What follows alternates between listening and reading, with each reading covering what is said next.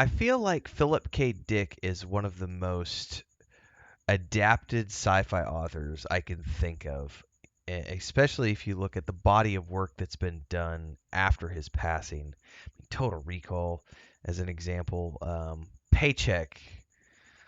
This is a great film, marred by some really ridiculous decisions that I don't know if they were out of the director's control or not. But John Woo directed this, and at its core, it is a really cool science fiction story that has a bunch of random fight sequences and car chases and gun scenes in it because it's John Woo. A matter of fact, if I'm not mistaken, I'm going to go look this up real quick. Was this the first film he did? I'm gonna look it up real quick because it's been a while since I've paid attention to this movie. But I just watched this with Chris recently, because I was like, we gotta watch this movie. I remember this being a really fun movie, and ultimately, it is a fun movie. She'd never watched it before. I'm watching a lot of older films with Chris. It says here, following Paycheck, Wu would not direct another American feature film for 20 years until Silent Night in 2023. So this this didn't do that well for him.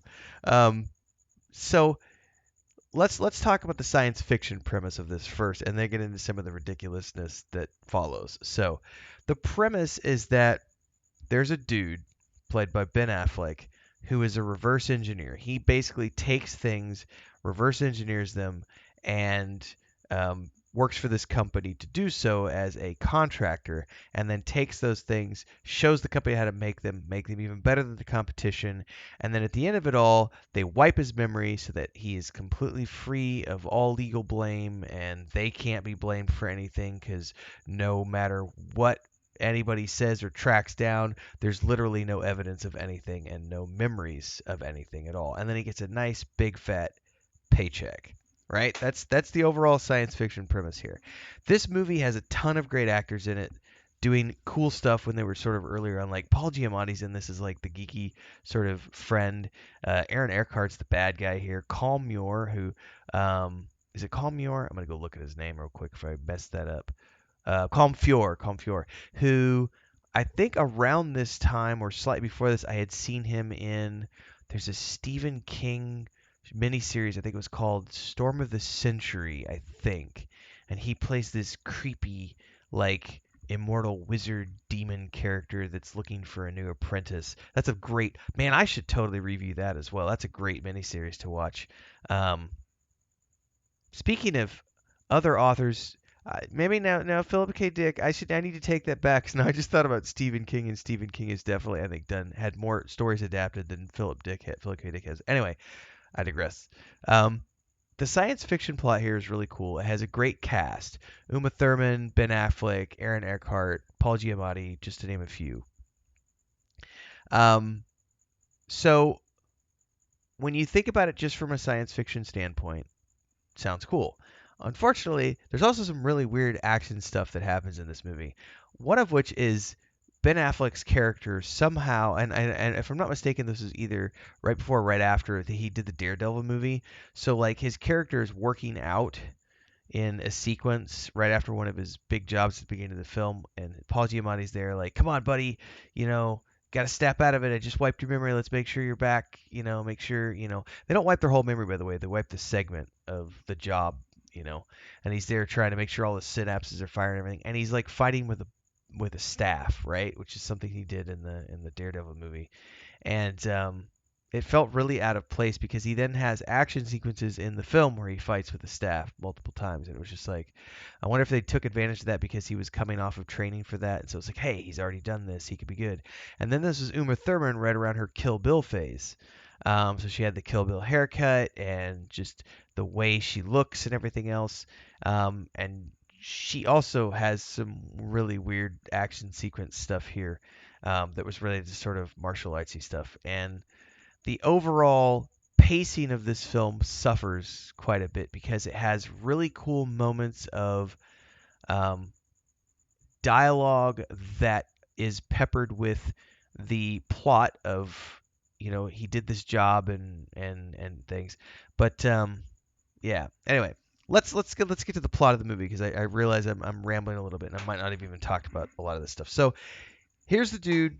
He goes to do this big job for Aaron Eckhart's character. He gets told that, hey, um, you're gonna make more money than you've ever made in a job before, but instead of only being like a 3 month job, it's gonna be 2 years. Like it's gonna be a couple years of your life. You're gonna live on site and you're gonna get wiped after the end of it. And he's like, oh man, I don't know. It sounds risky, but it's 2 years. I'm gonna make a ton of money. I'm gonna get stock options and all this other stuff. So he ultimately decides to do it. He ends up meeting Uma Thurman's character there, and he goes in. He comes out. He's looks at his stock options. He realizes he just made $90 million. Goes into the lawyer's office to sign all the final paperwork, and in that meeting finds out that he signed away all his shares like 2 weeks before, but he has no memory of signing away his shares because his memory's been wiped. And the lawyer hands him this envelope, and in this envelope are a bunch of items, and none of those are the items that he checked in with. And he's like, "This isn't my stuff. This is just a bunch of junk." And she's like, "Well, I'm sorry. This is the bag." And he's like, "Well, where'd this come from?" And it turns out that he mailed himself this envelope of things, right? And as we start to get into the film a little bit deeper, we find out that the things in this envelope are helping him to get out of scenarios. And there's this sequence where he gets arrested by the FBI, brought in for questioning because they want to know more about this device that he was reverse engineering that he can't remember. And in the course of getting out and away from them, he uses the items, and then he's talking to his friend Paul Giamatti's character in the mall, and he realizes that he has a winning lotto ticket as the lotto numbers are going up off on the screen, and he realizes, oh my God, we were working on something that could see the future. And so then the plot's unfolded. Aaron Eckhart's a really nasty guy. He's not the friend that he thought he was, and he yes has a machine that could see into the future, and they all predict that his character's gonna die. Quick commercial break, everyone, to celebrate and give thanks to all of these amazing people who keep me on the air full time. Really appreciate the support. All you got to do is join as a member. You get access to private videos. You can also do super thanks on any upload or super chats and stickers on any live stream or premiere you see. And beyond that, don't forget we're multi-streaming over on Twitch now, so you can support over there as well. Thanks so much to everybody. Let's get back to the video at hand.